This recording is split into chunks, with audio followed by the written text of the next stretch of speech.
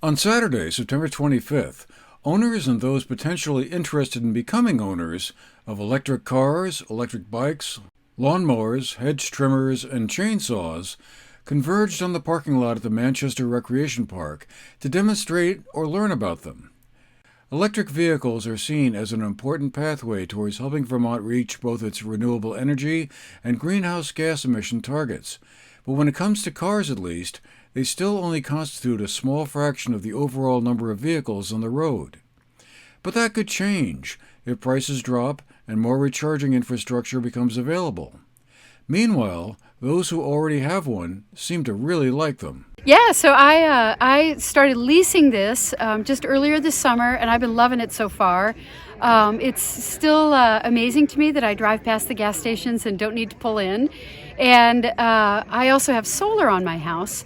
So by and large, I am saving quite a bit of money. So that's been a pretty awesome thing too. But it feels heavy on the road. It feels really stable. It's got incredible pickup. And I found it to be pretty easy to, charge it as I drive around Vermont. And I'm loving it. This is our Leaf. This is we've had three.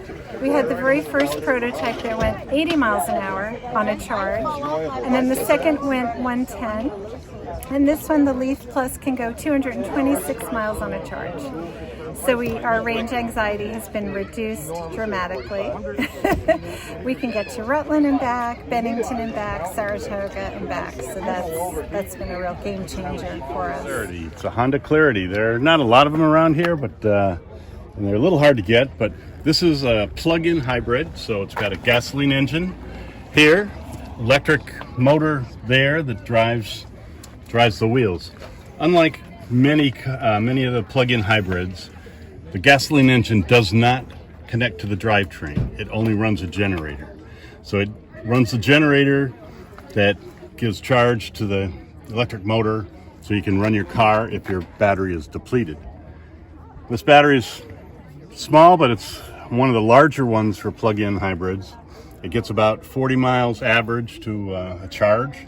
Summertime I get about 50 miles, in the wintertime down closer to 30 miles. Temperature makes a big difference on batteries as far as range goes. But what I love about this is that even though I only get 40 miles to a charge, if I were going to go down to Cape Cod and go 300 miles, this gas engine will take over and you get about 40 to 45 miles to a gallon just on the gasoline engine only. Right now I have about 2,400 miles since I last filled up, and I'm down about 2.5 gallons right now, so I haven't really used that much fuel in the last 2,400 miles. But my commutes have been short. I go 20 miles to work and back, so perfect range for this car. So I love the car. It works great, and it's quiet, it's smooth, acceleration is nice. It's not a Tesla. Teslas are an amazing car, but what I love about this is that it was less expensive and it's quiet and runs great, and I don't have to worry about looking for a charger if my battery gets depleted. So the gas engine will take you a long way. And one of the reasons why we got the Hyundai Kona, classic Vermont reason, we wanted to travel on dirt roads, we wanted to be able to be out and about in the winter. And where this battery sits is it gives it a very good center of gravity. So we're able to do all the things we could do with our regular car, or our car that was gas powered, with this electric vehicle. And we also throw studs on it in the winter, so that helps quite a bit.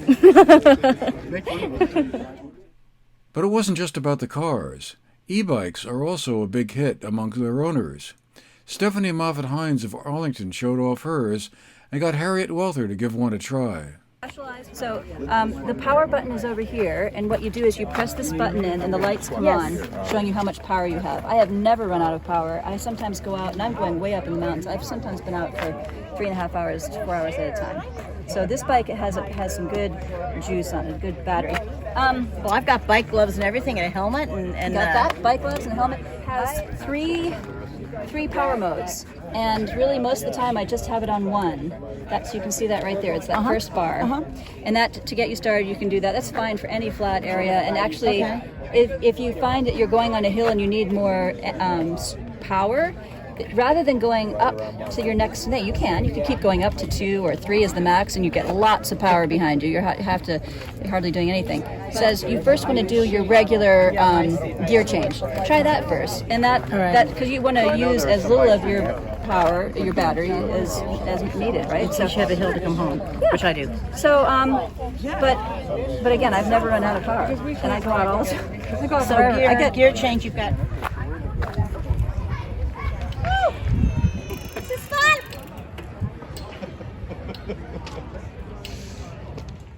Then we caught up with Chris Anderson, who showed off her electric lawnmower. Well, and it's very easy to start. You just, first of all, I'll show you just how it self-propel. You push the button and grab the handle, and it just moves right along. I should control my speed a little better. And then if you want, when you want to mow, you do the same sequence. You push the green button. Oh well, and then you pull back this lever, and then you grab the green handle.